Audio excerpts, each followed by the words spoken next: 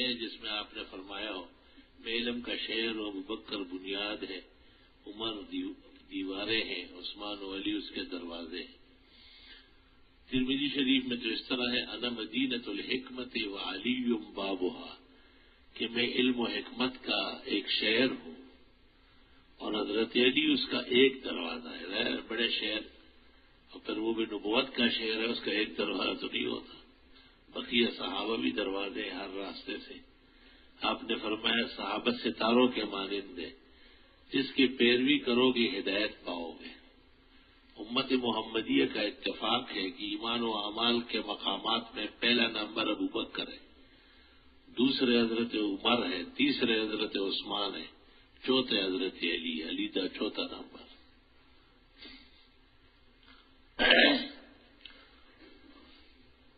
Computer میں اگر camera لگا ہوا ہو اور اگر ہم دوسرے شہر ملک میں اپنے کسی محرم سے بات کرتے ہو انہیں دیکھ لیں، کیا شریعت میں کمپیوٹر کی تصویر یا ویڈیو کی تصویر یا وی سی آر کی، یہ سب حرام ناجائز ہے۔ آج کل بعض مولوی ٹیلی ویژن پہ نظر آنے لگے، یہی وہ لوگ ہیں جو نقصانات کرنے لگے ہیں۔ گنجائش مطلق نہیں ہے، ان کو نہ دیکھیں۔ علماء کے درمیان کسی ایک مسئلے پر اختلاف ہو جائے تو کسی کی بات ترجیح دی جائے۔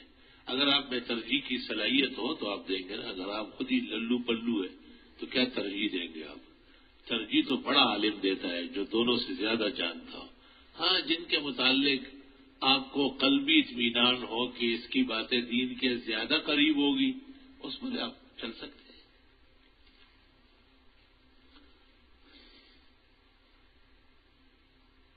ایصال ثواب اور نذر و نیاز میں کیا فرق ہے؟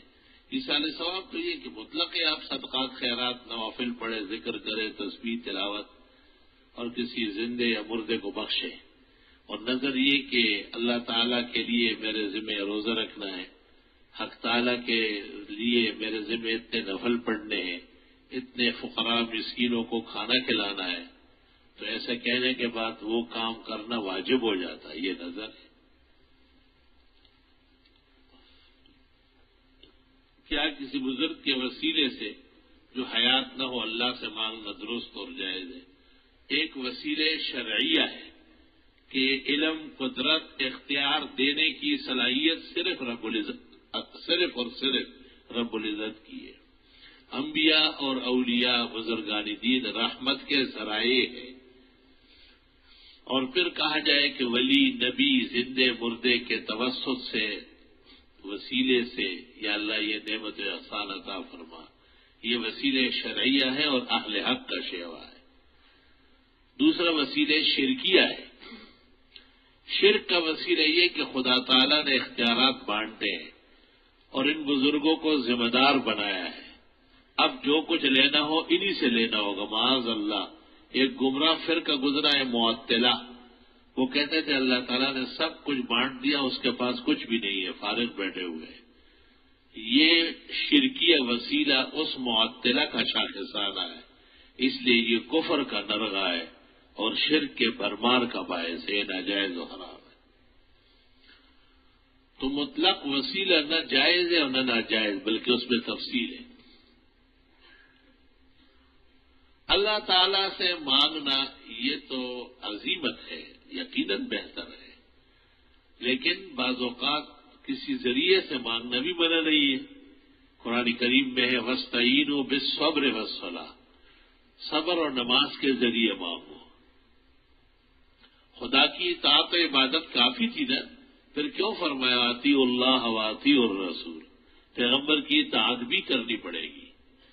شیخ الاسلام شیخ العرب والعجم حضرت مولانا حسین احمد صاحب مدنی رحمت اللہ علیہ کی رائے یہ ہے کہ وسیلے سے مانگنا براہ راست مانگنے سے زیادہ بہتر ہے۔ آپ کی کتاب الشہاب الثاقب فی رجم المسترق الکاذب، اس میں آپ نے یہ لکھا ہے۔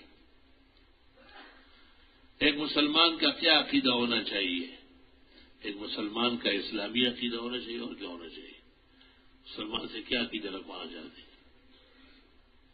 میں جس کا مولا ہوں علی اس کا مولا کے معنی دوست۔ فإن اللہ و مولا ہو، خالق و مالک کے معنی میں وہ جبریل و صالح المومنین، یہ سب مولا ہے۔ من کنت مولا فعلی مولا، میں جس کا دوست ہوں اور خوگر ہوں وہ ضرور حضرت علی سے محبت کرے، ان کو دوست جانے، کیونکہ غزوہ خیبر کے موقع پر خالد بن ولید نے حضرت علی کے بارے میں کچھ سختی کی تھی۔ حضرت علی رضی اللہ تعالیٰ عنہ پر یہ الزام تھا کہ یہ بغیر تقسیم کے کنیزیں استعمال کرتا ہے، صبر تو کرے، تقسیم تو ہونے دے۔ اس پر حضرت صلی اللہ علیہ وسلم خالد پر ناراض ہوئے اور آپ نے کہا آپ کو علی کے ساتھ اتنی سختی کی ضرورت نہیں ہے، ان کو بھی دوست جانو، اسلامی رہنما مان لو۔ جس نے علی سے بغض رکھا، علی کی بات ہے، کسی بھی صحابی سے بغض رکھنے والا جنت نہیں جائے گا۔ ترمذی شریف میں ہے جناب نبی کریم صلی اللہ علیہ وسلم نے ایک شخص کا جنازہ پڑھنے سے انکار کیا، کیونکہ آپ کو کہا گیا کہ اور تو بہت اچھا تھا، کان یبغض عثمان، لیکن حضرت عثمان سے بغض رکھتا تھا۔ آپ نے اس کے جنازہ پڑھنے سے معذرت فرمائی۔ غیر مقلد مسجد میں آتے وقت سلام کرتے، درست سمجھ آئے۔ مسجد میں نماز با جماعت سے پہلے جب لوگ صفوں کی شکل میں بیٹھے ہوئے ہو، آنے والے کے لیے سلام منع ہے، اور جب نماز ختم ہو جائے لوگ مختلف جگہوں میں بیٹھ جائے پھر الیک سلیک جائے۔ حضرت عباس سے کوئی روایت ایسی ہے جس میں آپ نے فرمایا کہ اللہ کے رسول بچپن میں جو اپنے جھولے میں لیٹے ہوئے تھے، آپ جیسے جیسے اپنے ہاتھ اور پاؤں ہلاتے تو آسمان پر اسی طرح چاند حرکت کرتا تھا۔ اس قسم کی روایات عموماً شیعہ اینڈ کمپنی کی بنی ہوتی ہے، اس کی سندیں نہیں ہوتی، یا بدعتی اینڈ کمپنی کی ساخت ہوتی ہے، میڈین بدعت ہوتی ہے۔ ہمارے فجر کا وقت کب تک ہے؟ جب تک سورج نکلا نہیں، یعنی اگر کوئی شخص صبح نہ اٹھ سکا اور اس کی آنکھ صبح 9 بجے کھل گئی، حدیث شریف میں ہے جب اس ارادے اور عزم سے سو گیا کہ فجر وقت پر پڑھوں گا اور آنکھ لگ گئی یہاں تک کہ سورج نکل آیا، تو آپ نے فرمایا اللہ اس کو قضا کرنے کا گناہ نہیں دے گا، اور جیسے ہی آنکھ کھل جائے فوراً وضو کرے اور نماز پڑھے، فإن ذلک وقت ہوا، آج اس نماز کا یہی وقت تھا۔ بعد میں نہیں، جیسے آنکھ کھلے فوراً 9 بج رہے 10 بج رہے، اس سے بات نہیں ہے، حدیث سن لو اچھی طرح۔ جیسے آنکھ کھلے پہلا کام یہ کرنا ہے کہ جھٹ پٹ پہلے سنت پھر 2 فرض، بعد میں کرو گے تو وہ تو پھر اور بڑا گناہ ہو جائے گا۔ نماز حنفی اور حفی اور جاری میں مقتدی کو کیا کرنے سے؟ مقتدی امام کا اتباع کرے، جیسے کہ بعض لوگوں نے سنا ہے کہ لا صلاۃ الا فاتحۃ الکتاب الا ان یکون وراء الامام، بغیر فاتحہ کے نماز نہیں ہوتی، مگر یہ حدیث اس شخص کے لیے نہیں ہے جو امام کے پیچھے کھڑا ہے، الا ان یکون وراء الامام۔ موطا امام مالک اور ترمذی دونوں میں یہ جملہ موجود ہے، سنن کبریٰ بہقی میں بھی ہے۔ اور جہری نمازوں کے آخری رکعتوں میں چپ چاپ رہیے، امام کے پیچھے کھڑا ہو کے کوئی ہنگامہ کرنا چاہتا ہے کیا؟ کہتے کیا کرے بس، کیا ہاتھ پیر رکتے نہیں ہے اس کے؟ پلیز وطر کے بارے میں وضاحت کرے، وطر پڑھا کرو، واجب ہے، اور کیا وضاحت کرو۔ اللہ تعالیٰ آپ کے علم میں وسعت فرمائے۔ نماز حاجات کے پڑھنے کا بہتر وقت کیا ہے؟ جو سہولت کا وقت ہو اور نفل پڑھنا جائز ہو۔ کون سی صورت؟ بڑی سی بڑی صورت۔ غیر مسلم کو سلام کا جواب دینا والیک کی حد تک جائز ہے۔ دیوبندی مسئلے کی مسجد زیادہ دور ہو، جماعت نکلنے کا خطرہ ہو، بدعتی کے پیچھے نماز، تمہیں اس لکھتے ہوئے بھی شرم آنا چاہیے۔ اس کی مثال ایسی ہے جس طرح حلال گوشت نہیں ملتا کتے کا مل رہا ہے، تو پھر وہ گدھے کا کھایا کرو۔ مسئلہ بدعتی کی اقتداء میں جماعت کا نہیں، نماز ہی نہیں ہوتی، کسی بھی مشرک کافر کے پیچھے نماز نہیں ہوتی۔ بدعتی کے جنازے کی نماز نہ پڑھنا بہتر ہے۔ بدعتی مسلک کی لڑکی سے اپنے بتوں بدعتوں میں پھنس گیا ہے، نماز تو پڑھتا ہے وہاں، جنازے تو پڑھتا ہے، لڑکی وہاں سے لا رہے ہیں۔ اگر لڑکے میں یہ صلاحیت اور یہ قابلیت ہے کہ وہ ان کو توحید و سنت منوا دے گا پھر تو ٹھیک ہے، یہودیہ اور نصرانیہ سے بھی نکاح جائز ہے، لیکن اگر آنکھ بکا نے نمک رفت تو نمک نیز شد، لڑکا لڑکی سے بھی بدتر ہو اور تیرے گھر جو ہے نا بدعت کا مین ہول کھلنے والا ہو، تو بہتر یہ ہے کہ کوئی اچھا رشتہ توحید و سنت کا ڈھونڈے، دشمن خدا و رسول سے پرہیز کریں۔ بینک میں جو کریڈٹ کارڈ اندراج کرتے ہیں اس فارم مجھے بینک کے معلومات نہیں ہے، یہ وہ بینکروں سے پوچھو۔ ایک شخص یہ کہتا ہے کہ سورہ ممتحنہ میں اللہ نے فرمایا کہ پیغمبر کی باتوں کا پردہ رکھو، لیکن بخاری مسلم کے لیے پیغمبر کی نجی زندگی کے واقعات کا بیان ہے۔ سورۃ ممتحنہ کی کس آیت میں ہے کہ پیغمبر کا پردہ رکھو؟ وہ آیت تو ذرا پڑھی، کذاب اشر، تہام و قذاب، قرآن و سنت کو آپس میں لڑانا چاہتے ہیں۔ جہاں کہا ہو کہ پردہ رکھو وہ پردے کی بات ہوگی، اور جہاں حدیث میں آیا ہے آپ نے خود بیان فرمایا ہے، احادیث تو آپ کے ارشادات ہیں۔ کوئی ایسی کتاب تجویز فرمائے جسے بخاری مسلم دیگر کتب حدیث کو بحث اور ثبوت کے ساتھ ثابت کیا ہو، تو ایسی کتابیں تو بہت ہے، فتح الباری ہے، عمدۃ القاری ہے، لامع الدراری ہے، کوکب الدراری شرح کرمانی ہے، لیکن آپ کے لیے تو اردو چاہیے۔ بہتر ہے کہ آپ انوار الباری احمد رضا بجنوری کی جو حضرت اقدس مولانا انور شاہ سے عبد بخاری تقریر ہے، یا ایضاح الباری مولانا فخر الدین مراد آبادی کی بخاری کی تقریر ہے، یا تقریر بخاری شیخ الحدیث مولانا زکریا کی بخاری کی تقریر ہے، یا کشف الباری ہمارے بزرگ شیخ المحدثین حضرت مولانا سلیم اللہ خان صاحب شفاہم اللہ و شفاء عاجلہ، 10-12 طویل جلدوں میں بخاری کی شرح لکھی، اور بھی جلدیں آ رہی ہیں۔ طوال و تفصیل میں یہ سب سے زیادہ ہے۔ اگر ایک شخص تمام ضروریات دین کو مانتا ہے لیکن ساتھ یہ عقیدہ بھی ہو کہ بخاری مسلم میں امام بخاری مسلم کے اپنے گڑے ہوئے الفاظ ہیں، پیغمبر کی حدیث نہیں ہے، یہ کذاب ہے، دجال ہے۔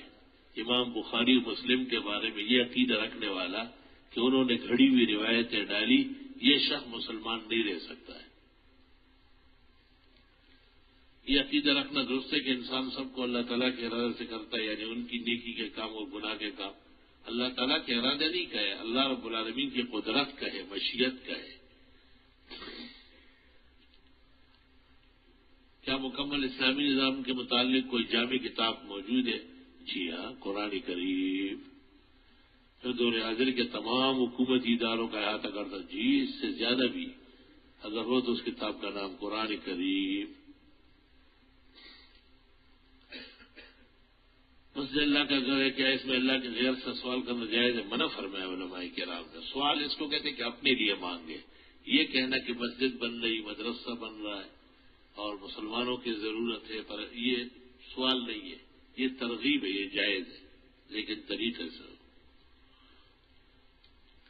چھوٹا سا گاؤں ہے، وہاں جمعہ عیدین کی نماز ہوئی یا نہیں ہوتی، اگر وہاں کے علماء مناسب سمجھے اور وہ اس کو شہر کے حکم میں مان لے تو جائز ہے، ورنہ ناجائز۔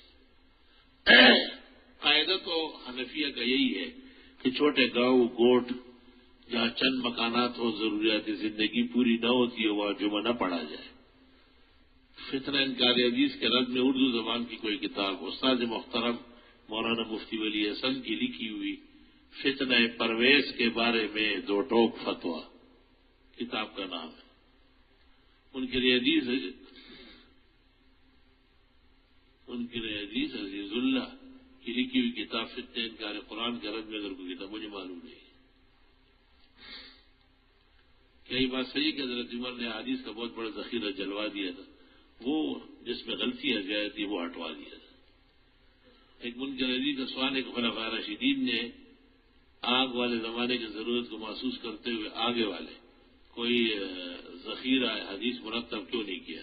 اگر یہ سوال خلفائے راشدین سے تو رسول اللہ صلی اللہ علیہ وسلم سے کیوں نہیں؟ کیا آپ نے نہ قرآن کریم لکھوایا باقاعدہ، نہ حدیث لکھوائی؟ لکھوانے سے کیا ہوتا ہے؟ جب ضرورت پیش آئی تو لکھوا لیا گیا، نہ لکھوایا کیونکہ ان کو سب یاد تھا۔ جس زمانے میں خدشہ بڑھ گیا لکھوا لیا۔ کمرے میں جائے نماز پر قرآن شریف کی تلاوت کر رہا ہو، اس کمرے میں بیڈ پر کوئی سو رہا ہو، ان کی طرف آپ پیٹ کر لیں پھر جائز۔ کسی نامعلوم عورت کی لاش ملے تو اس کا مذہب کیسے معلوم ہوگا؟ اس کے مذہب کے ساتھ کرنا کیا ہے آپ نے؟ کہیں دفنا دو، قصہ ختم ہے۔ تو اس کی تیجا اور چیلم کرنا ہے کیا؟ بس اس کو بدعتی جان کے کر لو، چلو اس بس شوق ہے۔ پھانسی ہمیشہ صبح صادق دی جاتی ہے، کیا یہ شرعی حکم ہے؟ یہ تو پھانسی گھاٹ میں جو نظر مسیح ہے اس سے پتہ کرے. یہ ہمارا مسئلہ نہیں ہے، اسلام میں پھانسی ہے ہی نہیں، ناجائز ہے. اس لیے فقہا کہتے ہیں کہ جس کو پھانسی لگے اس کا جنازہ نہ پڑھا جائے. امام صاحب عشاء کی نماز میں غلطی سے تیسری رکعت کے بعد آخری قاعدہ سمجھ کر بیٹھ گئے. ایک مقتدی نے لقمہ دی، امام نے چوتھی رکعت کے لیے کھڑے ہو گئے اور نماز پوری کی. پوچھ نہیں کہ امام سے سہو کریں گے؟ جی ہاں، غلطی ہو گئی سے سہو ضروری ہے. ایک مولوی صاحب نے جمعے کی تقریر میں کہا کہ پگڑی اور ٹوپی نماز کا ثواب یکساں ہے. صرف اتنا کہا کہ پگڑی زینت ہے نماز کے لیے، اس پگڑی کا ثواب زیادہ ہے. فقہا کہتے ہیں تستحب الصلاۃ فی ثلاثۃ اصواب ازار ورداء و امامت. بدائع الصنائی میں یہ والصلاۃ متعمما افضل. اس پر ہمارا ایک فتویٰ شائع ہوا ہے الاحسن میں، ماہنامہ والوں سے پتہ کرو، وہ لے لو پڑھ لو.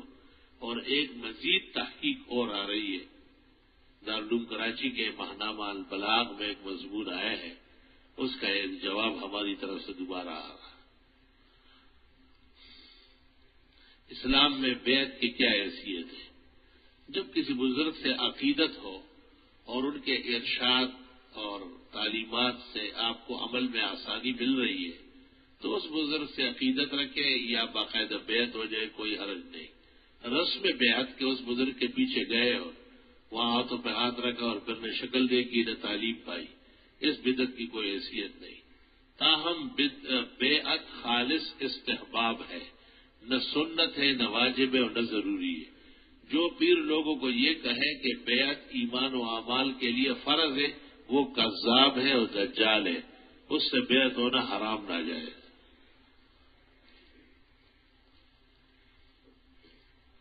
فجر اور عصر کے بعد سجدہ تلاوت کر سکتے ہیں، البتہ جو سورج نکلتا ہے یا ڈوبتا ہے اس وقت نہ کریں. ایسی عورت سے نکاح کیسا ہے جس نے پچھلے نکاح کے بعد عدت نہ کی؟